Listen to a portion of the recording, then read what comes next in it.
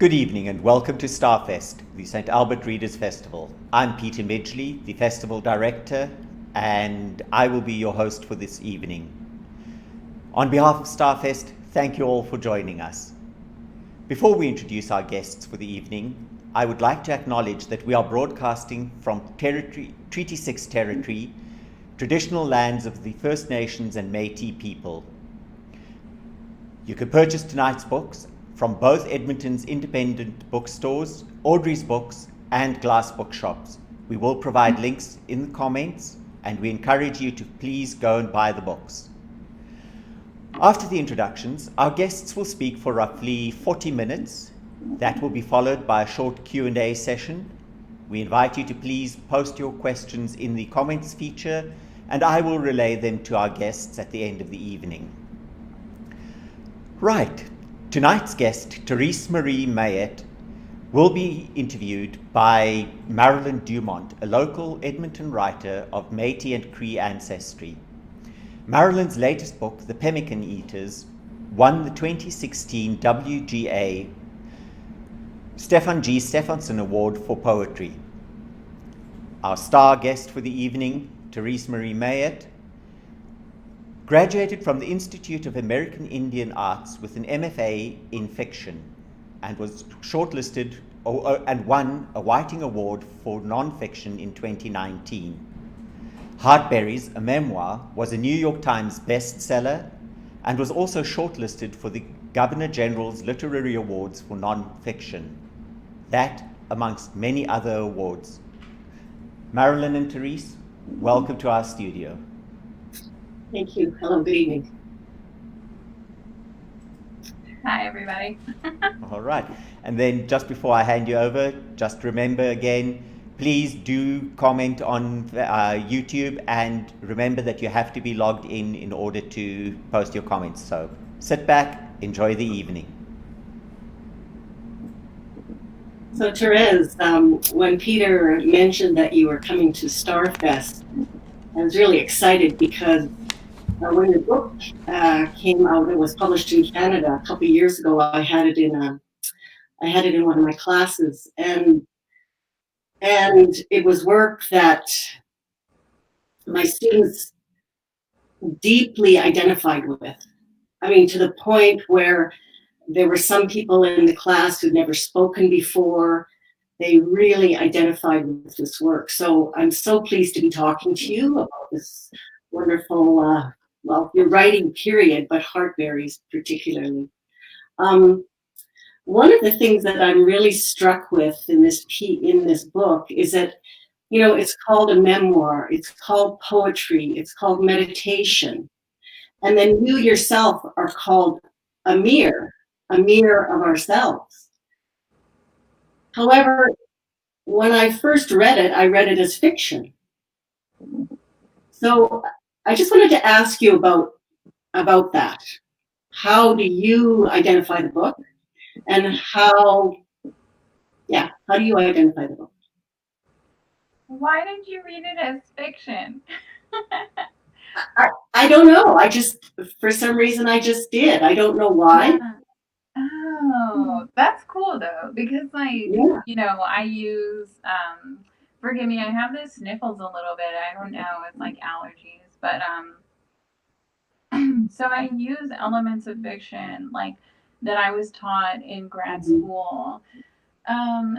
Like things like if I knew that there were long roving paragraphs, I inserted a scene, from lived experience, but I knew that a text had to be dynamic to really be digested and to be experienced as a real experience. So I do use elements of fiction that I learned in school to write. And for me, it's definitely memoir and essays. I knew just hearing like memoir and essays for me felt like I had more liberation as a writer, because for me, I couldn't really pin down what a memoir was supposed to do, but if I compartmentalized it inch by inch through essay form, it was going to turn out well and experimental, you know? So, yeah, I don't know. I'm thinking about that still, like, you know, kind of like the elements I used in terms of dialogue, scene, not exposition, like not relying too heavily on exposition. Those are all kind of fundamentals of fiction, right? But when they apply to nonfiction, I think they become more vivid for a reader. Yeah. Absolutely, absolutely. I was also interested in the way the book is organized, um, particularly the table of contents, where you have two chapters that are called Indian Condition, and then only one of the table of contents has a page number. So I just wanted to talk to you about that and how that came about and whether you liked it or not. Yeah, I mean, for me, I guess the idea of a condition that is fixed and being Indian is laughable, kind of like, like this idea of Indian plight, but then I really think about it and I have absorbed a lot of things that feel essentially Indian and bound to me, like intergenerational trauma, so like, and also some things that are also socioeconomically Indian, like, dealing with intergenerational trauma and being on a social assistance on a reserve. That feels super Indian to me. So it's like the opening is my circumstance, which I felt burdened by.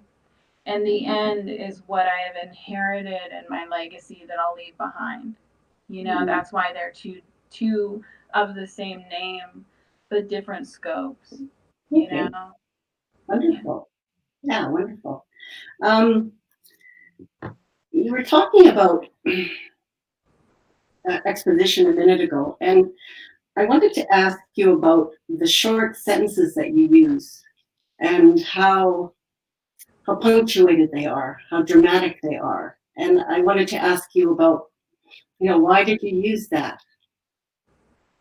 Yeah. So, like, just for an example, like, my book opens where I write, my story was maltreated, the words were too wrong and ugly to speak, period.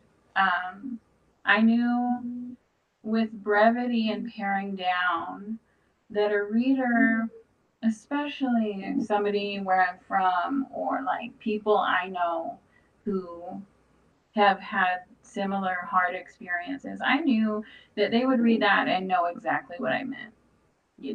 That like we all have stories and we've tried to unburden ourselves and tell them even on first dates, when somebody asks you, so what's your story? Who are you? And when you're indigenous and you have all of these different things and you've been compartmentalized and essentialized in so many ways, like a first date, even if you're a single mom, a first date becomes how much do I give this person of my story and how much can I trust them to not maltreat that story. So, when I wrote that line, I knew it was reaching out to people who have been boxed in by their stories and haven't been able to share them. But also, it was a rhetorical appeal to people who have lived good lives and didn't know that stories could be maltreated. Oh, wonderful. Wonderful. The other thing I thought about is because I think the word that is easy to reach for is mistreat. And so when I read maltreatment, I particularly liked the fact that you didn't go immediately to mistreated. Oh, yeah. Yeah, like, mistreat sounds familiar, but it also doesn't sound severe enough. Like, maltreatment is neglect, maltreatment is abuse, And it's like, you really can abuse a story, especially a social worker can. You know what I mean? Yeah, absolutely. Oh, I love the way you articulate that. There's lines that just jump out at me in this text. And I know that they jumped out at the students when I taught them, particularly young Indigenous women. And lines like Indian girls can be forgotten so well they forget themselves. Like that one hit. It just hit like somebody punched you in the stomach. That line. I mean, for me particularly, but I also, for young Indigenous women reading that. You want to talk about that? Well, it's strange because if we were, like my grandmother never made me feel like I was forgetting myself, but there were aspects of our culture, not our natural, culture, but our colonized culture that make Native women feel like they can't be too much. They have to be dutiful. They have to endure. They have to be resilient. And then in all of these things, honoring teachings and all of these things, like, sometimes we can experience abuse, for example, and or mistreatment or like maltreatment, and then we don't even realize it. You know what I mean? Like we don't even realize it. So for me, I felt like I had been burdened by all of these things I was supposed to be, and forgetting even that I existed, that I was autonomous, or that I should have autonomy, because like back home it was like one way to get out of your home is to be married, and to have kids young is an expectation too. So like, and that's not even to say anything negative. That's just the way it is. And I'm glad I had my kids young. I'll have more kids. You know what I mean? But like, I got lost in all of these expectations put upon me, and nobody ever in my community like ever talked about autonomy. That's a word I learned in college. You know what I mean? Right. And it is really easy to go missing where I'm from.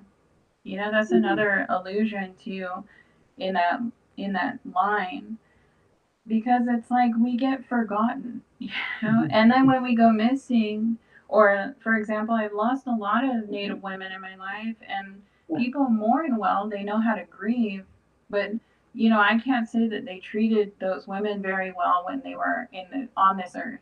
You know what I mean? So it's also alluding to that too. Right. Yeah. And that maybe just to follow that up and to reinforce what you're saying, another line that was Indian women are usually discouraged from basic agency, which is, you just expressed that again.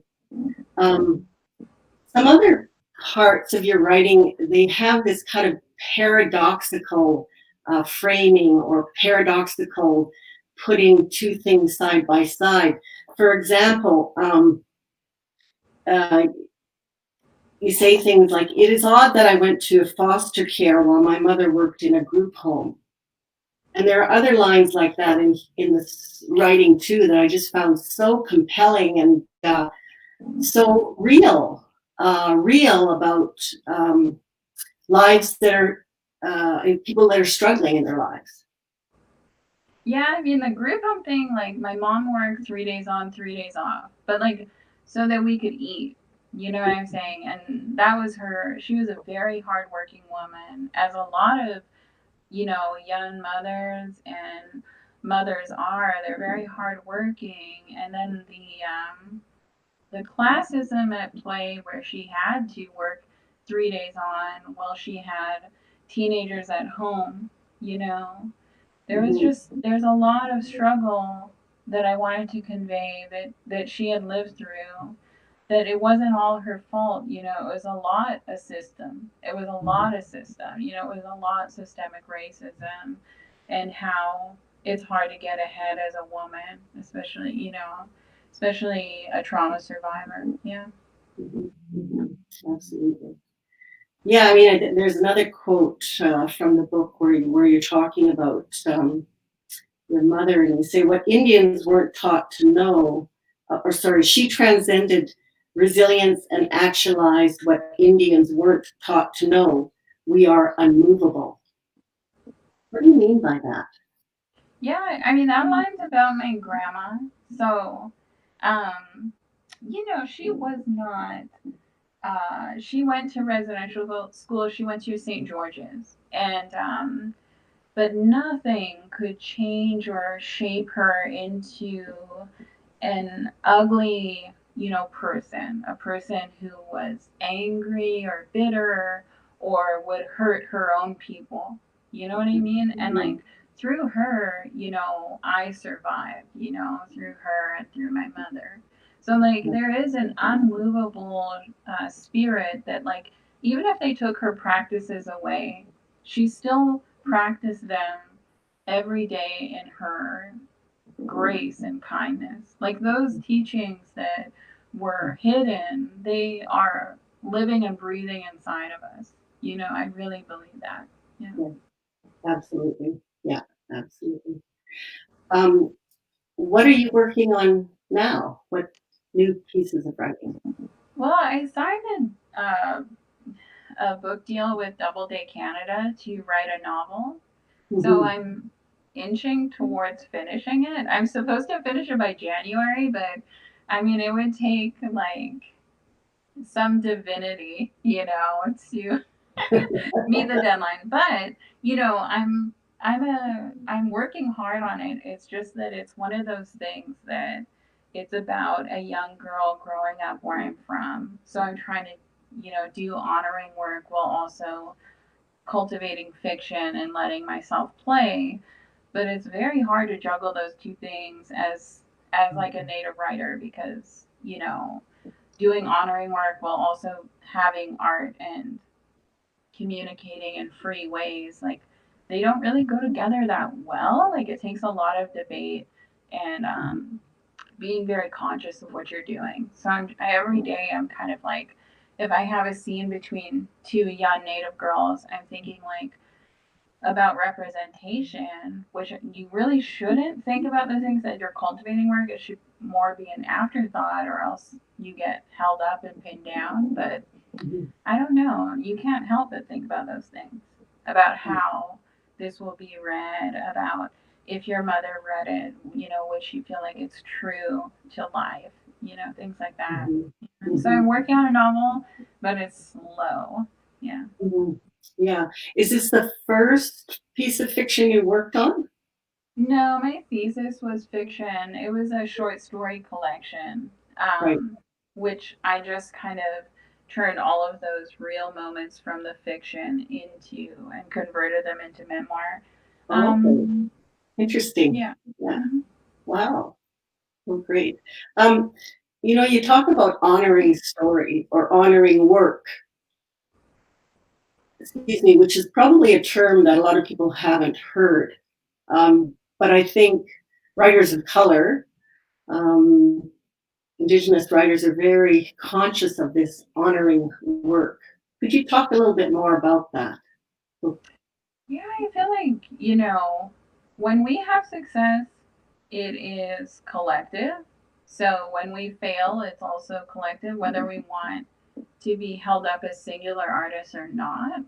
We can't help the way our work is politicized, but also like um, capitalized on and also talked about. So, like, I don't think we should be burdened to that necessarily, but I think, when we're writing, for example, about a reserve, right? If we're writing about a reserve and what res life is like, we have to know just inherently the way that might be talked about or looked at by reviewers, by readers, by our own people. So it's like honoring work is really capturing the essence, which I think all writers are doing anyway. Like if a Mhm. writer is writing about growing up in the Midwest, they don't want to shame their grandmothers. You know what I mean? Mhm. And Mhm. be like, I think writing it and misrepresenting it. But I think for us, it's kind of deeper. Like, for me, I think we carry a lot of, especially knowing that our work is fundamental. So, like, Mhm. when I wrote my memoir, I know I was one of the few um, people from where I'm from to publish work. Yeah. So that's honoring work too, is like knowing if we're underrepresented, you really have Mhm. to strive for excellence and also create more opportunities. The honoring work doesn't just take place on the page. It's about, um, living as well as you can, and honoring your people in different ways too. Yeah, thank you. That's a really wonderful way to put it. What was I going to ask you? There's something else I wanted to ask. Oh, you're talking about honoring work and stories that are maltreated. And Daniel Leeds Justice talks about stories that are toxic. There are good stories and there are toxic stories. Um, how did your community react to the publication of Heartberries? I don't know. It's one of those things that, like, I mean, just talking to other people who write, like, it's really unusual for your own family to even read your book, if that makes sense. Like, Mhm. so, like, my brothers read it. My cousins, like my auntie cousins, they haven't read it because they're like, no, it's too hard, Terese. Like, it's too hard. Um, because they were really living that, like Mhm. their homes were the ones that I went to, um, for safety and things like that. So, like, they didn't read it, but my sister read it, and I don't know, like, it's like my nation is so diverse that, like, I mean, I wanted to piss some people off, right? Like, I wanted to make some of them mad, but and they wanted to do an honoring ceremony for me, when I first came out with a book, but I told them that I couldn't do it because someone I knew, whose son had abused a young girl I knew, was going to be at the event. And I said, until you kick out, that's not even a band member who lives there. And I was like, until you get rid of these predators, I'm not going to feel good being honored at a place I don't even feel safe at. You know what I mean? Mhm. That said, I do feel safe in my auntie's home. I feel safe. I feel safe at my sister's house. I love my family, and I love my friends back home, but it's a complicated relationship with my homeland, you know? Yeah, Yeah, absolutely. for sure. Absolutely. Um, would you like to read from the book a little bit? I'll read, I have the paperback. I'm going to read from, let's do part of I Know I'll Go. And this is, about my father. His name was Ken Myatt, or Ken Paquette. Um, and it starts, it's chapter 6 in my book, but I don't know what it is in yours. Let's see. All right.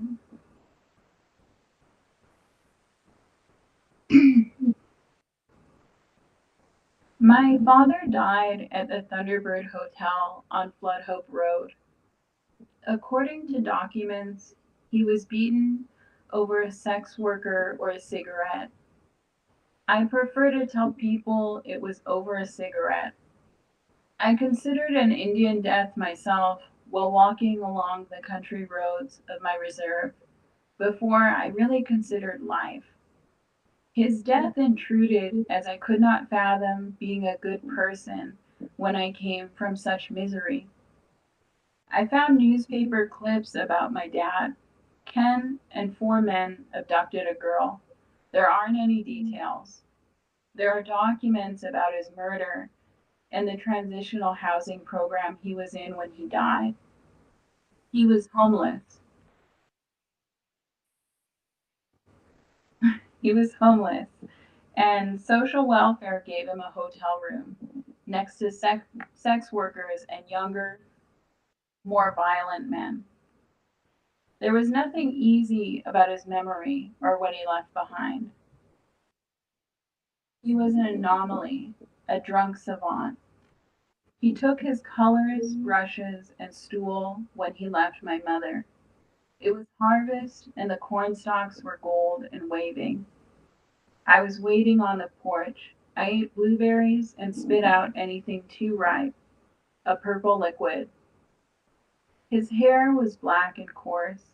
He was wearing a baseball t-shirt and jeans covered in rusted acrylic.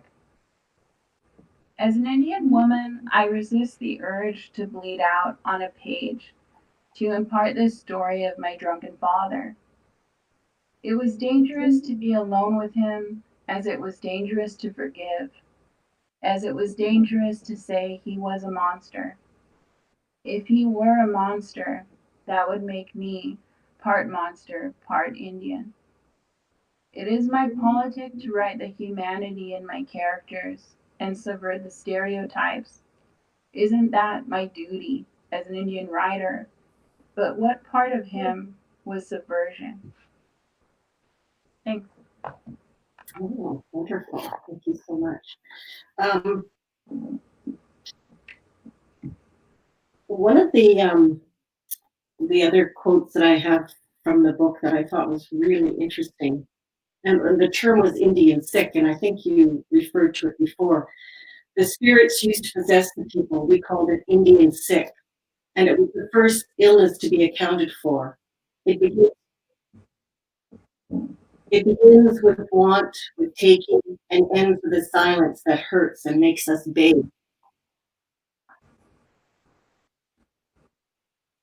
Sorry, I missed the question. What was the question? I just wanted to know. I'd like you to talk about that because it's such a it's such a compelling um, kind of description. The spirits used to possess the people. We called it Indian sick, and it was the first illness to be accounted for. It begins with want, with taking, and ends with a silence that hurts and makes us beg. There was, I had to be so ambiguous because when I talk about like illness, like spiritual illness or like ceremony or anything, I'm really pulling back as an author and trying to like give maybe, even if it's, you know, if it's somebody from a different nation or something, I want them to get the gist of what I'm saying, but I don't want to give away so much that I upset like my elders, or Right. my teachers. So like, for me, it's like, it's hard to answer that because it's like, I think every nation probably has some version of that where you get spiritually ill and you have to reconcile with that through ceremony.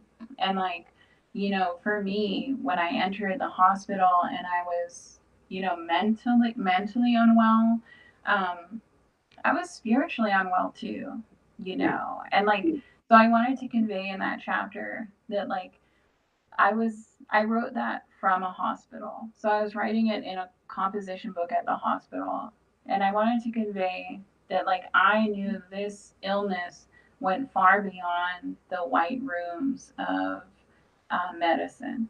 You know what I mean? Yeah. Right. Yeah. Absolutely. Something that a phrase that you used was bleed out on the page. I don't want to bleed out on the page. Can you talk about why? Yeah, like, when you're writing nonfiction and you've experienced trauma, like, I know how that wants to be, you know, how people might want you to write it. They might want you to give everything, Mm-hmm. and they might want to have all the details of the account, as if it was testimony. And it's like, well, this is art, and if it's going to be art, it's going to be on my terms with like my boundaries, not only as an artist, but as a woman, right? Like as an autonomous woman. So, I feel like a lot of women, when they tell their stories, especially about being hurt, they feel like they have to give everything to for it to ring true and for people to believe them, and they have to make rhetorical appeals, but and they basically have to bleed out and make emotional appeals. But I was like, F that, I'm gonna tell the truth as bare as I need it to be, but I'm also going to resist in many ways, yeah. Mm-hmm. Yeah. There was something else I was going to ask you about that. The aspect of So where did you learn that? Where did you learn these boundaries about in writing? I don't know, like by like real, I don't know, because it took a whole life to realize that I could say no, to people, to men. It took a whole life to realize I could punch back. So like I guess that's, late 20s I learned how to fight back and also to not take any stuff. And I think that always transfers to everything you do. So once you develop boundaries as a person, you at work you're different. You know what I mean? Yeah. Absolutely. So did you ever think of being a writer as a child? Yeah, I did. I liked reading. I've always loved reading. I think I do less of it now during the pandemic. I'm less focused, but I wrote poetry when I was a teenager and I read a lot and I was always good with just kind of like, I was always better on the page. And I think that's really important for a lot of writers. Um, but I think really I wanted to be a receptionist or a lawyer or like a high school teacher. I never really considered a career as a writer. Yeah. Yeah. Peter, I'm just going to check and see if there's any questions. Okay. Okay. So you're working on fiction now, and it was a memoir at first. And you said you wrote collection of short stories that were basically based on life, on your own life. Mm-hmm. So, so I'm just wondering, what is it that you want to try next? I mean, I wish I could. I wish I didn't need to work at all. So I wish I could try, for me, teaching at an MFA has its benefits, being a mentor and, working individually with young writers and older writers, that's great. But like ideally, I would like a life without hustle, you know. I'd like a life, what I want to try next is like balance, because since the book came out in 2018, I was doing a nonstop kind of like book tour while I was, also teaching at Purdue and also mentoring in MFA programs, low residencies. So, like, what's next is I'd like to have more leisure in my life and more peace, Yeah. Because career wise, I don't have any more plans, not really.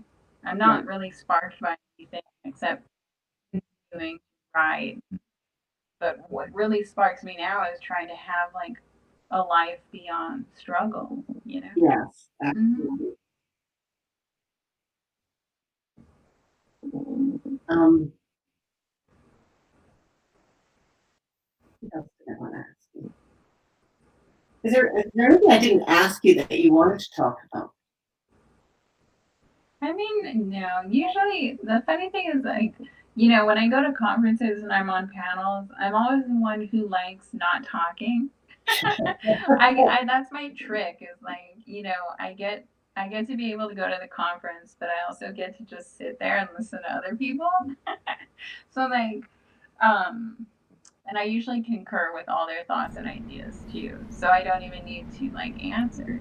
Um, yeah, I found different ways not to do stuff. But, I don't know. I think it's like, it's really important. I know we talked a lot about craft, and we talked a lot about personal experiences and being a Native woman and, being Indigenous and those struggles too. But I think it's really important to convey um, that I really believe that people can do this. No matter your walk in life, I believe you can achieve huge things that are beyond even like anyone else's imagined ideas about you. Because nobody would have thought that I'd be a New York Times bestseller. Nobody would have thought that, and I wouldn't have thought that. But there was just something that turned in me that made me want things and made me feel unashamed about speaking the want. And I think a lot of people don't do that. They don't say, I want to be on TV, you know, because we're supposed to have humility. But I think you can have humility and also desire things too, you know? Wonderful. Oh, wonderful. Are there questions, Peter? Yes, in fact, I was just about to remind people that I am here, and please, before I ask the questions, for those of you watching out there, please do post some questions. We have some here. I have a question here from Corey, who says, Terese, you are naturally a very spiritual person, and if so, can you tell us more about your spirituality? Yeah, it's kind of innate. So, you know, as you're growing up, like, for example, you know, my mom had a sweat lodge in the back of the house, and we had a huge garden that my grandmother had cultivated, and like, we were always outside, you know, we were always with healers and elders and, you know, all kinds of different types of spiritual people, even people we would not ever appropriate, like tarot card readers. Like, my mom was very anti that practice, but she liked the kind of the very deeply spiritual people who kind of were drawn to her. So for me, it was like, I grew up around one specific medicine man. You know, his name was Fred Cardinal, and he would come and see us and stay with us. And he would always make me put on Die Hard after he was done for the day. That's my favorite memory of him. None of the teachings, really. Just that he, you know, would come from working on a sweat lodge or, you know, praying, or, you know, he always spoke Cree too, so it was really nice to be around, you know, the language, you know, who, you know, my dad's side. But I just remember, like, being around those people and learning all their different dynamics and feeling like you can believe. And I think when my mom passed away, I resisted that, and I said I was an atheist, because that's what everyone in college says. but I always came back to, with every new death in my life, I feel more spiritual. I feel more like I believe, which, you know, I didn't think I would feel that way, but I do. It's just kind of in me, you know? Okay, and I'll just keep them coming. They're coming in fast and furious now. See, sometimes you just have to coax people from this end. So Peter Bailey says, Terese, you seem happy. Your youth would make anyone angry, but how do you manage that? My what? You seem my happy. Up, yeah. How do you, despite your youth, how do you manage that? I am a furious person. So much makes me angry. So, like, you know, like, that's the thing, is I think it's because I'm, you know, I let whatever needs to be in the room. So, like, I don't resist my anger anymore or expressing myself, you know, and I find healthy ways to do it now, you know, and I think trying to repress that and trying to be a nice girl and trying to be somebody men want and trying all these different hats on as a woman, it only bred bad things in my life. So, like, you know, in my 30s now, I embrace myself, and I also honor the trauma. So if I'm having a really bad day, I actually do, like, make an appointment with my therapist, you know, and I do talk to my brother, and I do smudge. Like, that's the thing, is like, healing as a practice has changed me for the better, but not completely, because I am a furious woman. I do have fury, so yeah. I mean, there's very few unlucky people have seen it, so they're fine. Well, fury is good. It's a good. There are so many things one should and could be furious about. I have a question here from Donna Wyatt, and asking, what were your favorite books when you were growing up? Yeah, so Emily Dickinson's like collection, like her whole collection of poems. I'm Nobody, Who Are You? You know, I recited that one of my first days of class, and pretty much any book I could read. So I was like, I mean, I liked Steinbeck when I was a teenager, you know, and I liked Edgar Allan Poe. But I also liked Lee Miracle because she was my auntie. So like, I Am Woman was kind of like, you know, all of her books. The I think it's Bobby Lee. That book was in our house when it first came out, and like I remember reading it, but more to see if we were in it. But yeah. All right, and then before I ask the next question, I'm just going to read a comment here from Kate Hersberger. It says, Terese, your writing style was a delicate surprise. I had to start Heartberries as I adjusted to your poetry and in an abstract way. It's so beautiful. Thank you for your talent, vulnerability, and artistry. So Thank you. there's that. And I read that because Kim Thorson says, I love the respect in your words about honoring your community while challenging it at the same time. Do you feel that respect is rare? Yeah, I think for a lot of people, it's hard to honor yourself because there's so much degradation, you know, in the world. I think, you know, I can only speak from, you know, a perspective of you know, my own, right? But like for me, honoring and challenging my community, it came from so much degradation. So seeing my brother and I in our pain represented through art was honoring work because we had only been subjugated and stereotyped, you know.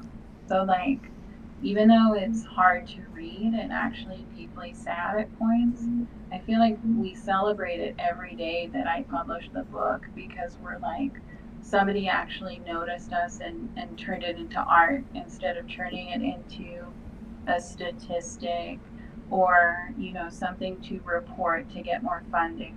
You know what I mean? Yeah. And Peter Bailey says, you're teaching at Purdue in Indiana.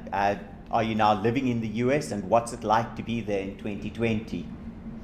Yeah, so I don't leave my house, and I have a vitamin D deficiency. So, but I have it. I have vitamin D in my house, but it's you know, I have been teaching at Purdue, and for me, I'd love to go back home, but like Seabird Island Band, there are no jobs for an English professor, like somebody with an English MFA. You know what I mean? So, and I even offered to teach high school, and they're like, "No, you need an education degree." And I'm like, "No, thank you."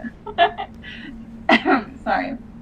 So for me, I go, you know, where the money is because the more money I make, the more I collectively help everybody in my life. And I wish it wasn't that way.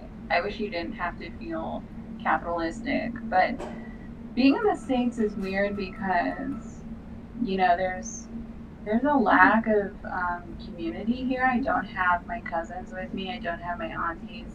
And on top of that, what Trump is doing is very triggering. So for a lot of people, you know, not just indigenous people, but even, you know, white women are like experiencing trauma through Trump. And it's like, I just feel like, I mean, it's nothing I'm really not used to though, because when we were in Canada, my mother had so many hardships, you know, through the Indian Act and things like that. So I've always been familiar with government being a negative source. But Trump is just a new type of bad. He has a Twitter account and he tweets like when he feels like it. And that's new to me.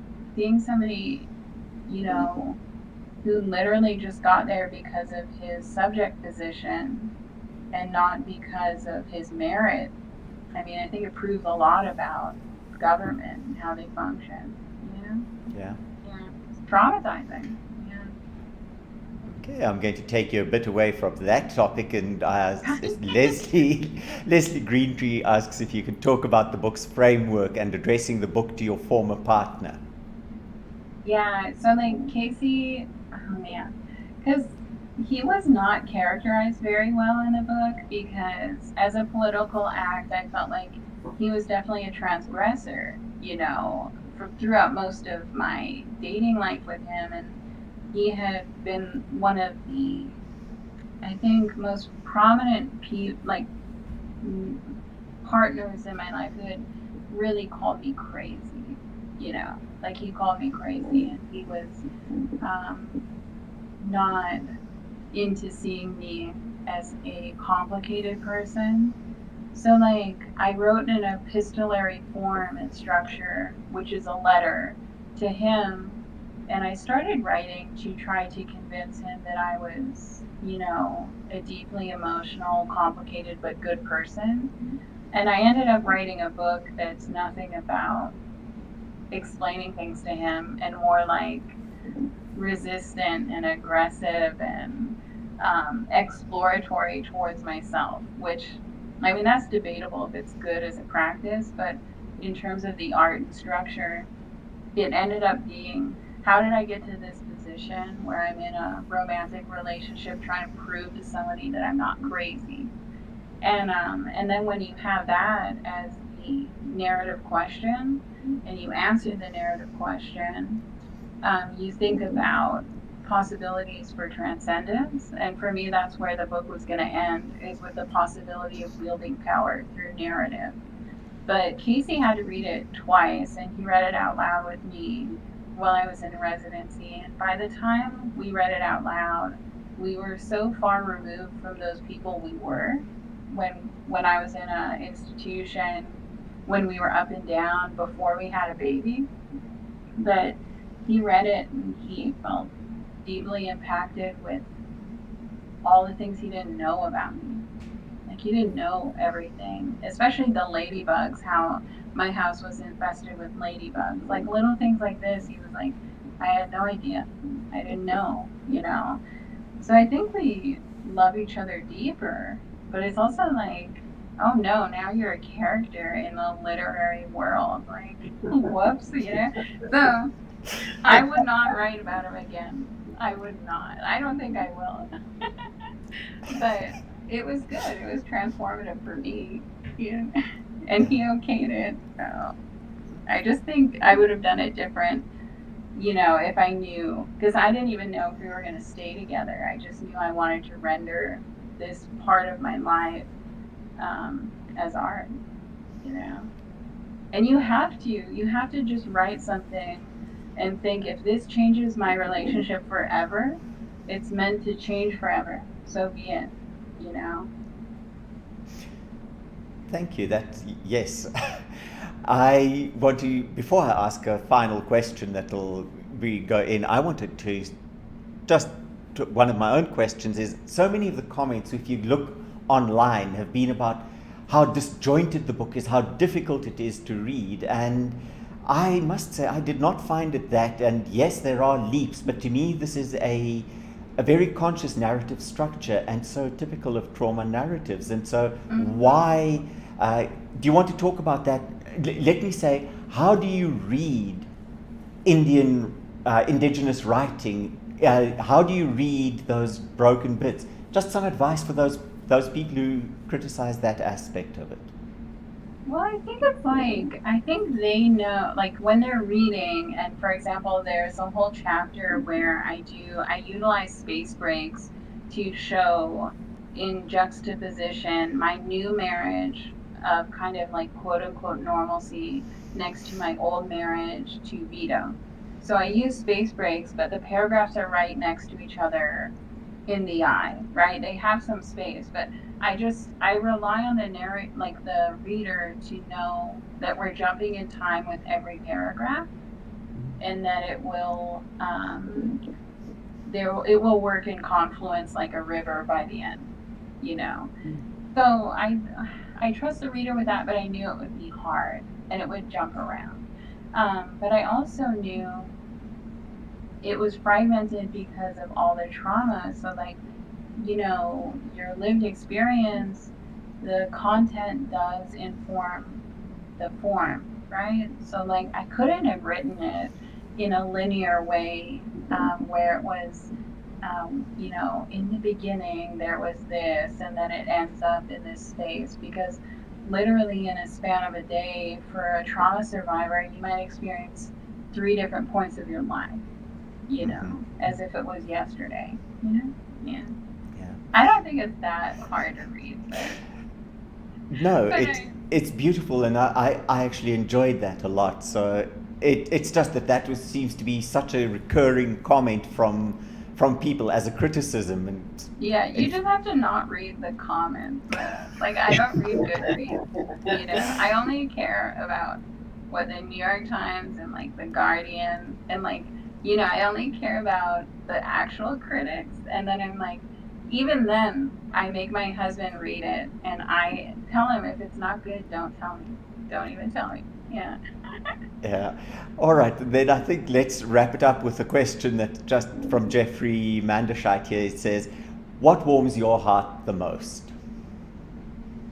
My kids, obviously, but like, you know, being mischievous with them, like trying to beat them at Mario Kart and practicing all day so I can beat them once, you know, that warms my heart the most. You know, impromptu, like, you know, pajama parties, you know, especially during COVID, we've done so many, you know, nights where we're just like, you know what, this is a pandemic, this is a crisis, we're gonna eat a lot of candy, you know, and giving yourself permission to have a, like, not an unhealthy response, but whatever you need to take care of yourself in a time of crisis, you know. So those are all the things immediately, I know, like, make me feel good.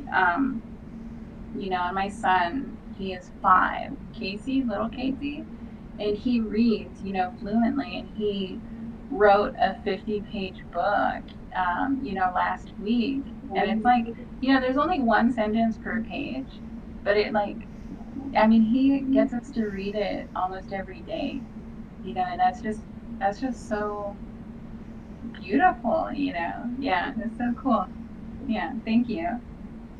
Well, thank you for that, Terese. And I think on that note, I'll say, Marilyn, thank you for joining us here this evening. And my pleasure. And we look forward to having you at Starfest again, and I look forward to more conversations with you. So, thank you so much. Thank you, everybody. And Terese, yes, thank you for that. So thank you all. And as we close out the evening's events, I just want to remind you all that you can purchase the books online at Edmonton's 2 bookstores, independent bookstores, Audrey's Books and Glass Bookshop. The links are in the comments, so please go ahead, buy the books, read it. It's a gorgeous story. Thank you also to our technical team here at Starfest. Without them, the show would not happen. And please do visit Starfest online at www.starfest.ca. Look at our other authors. It's a fabulous lineup. Register for more events. We'd love to have you back. And so from me, until next time, good night.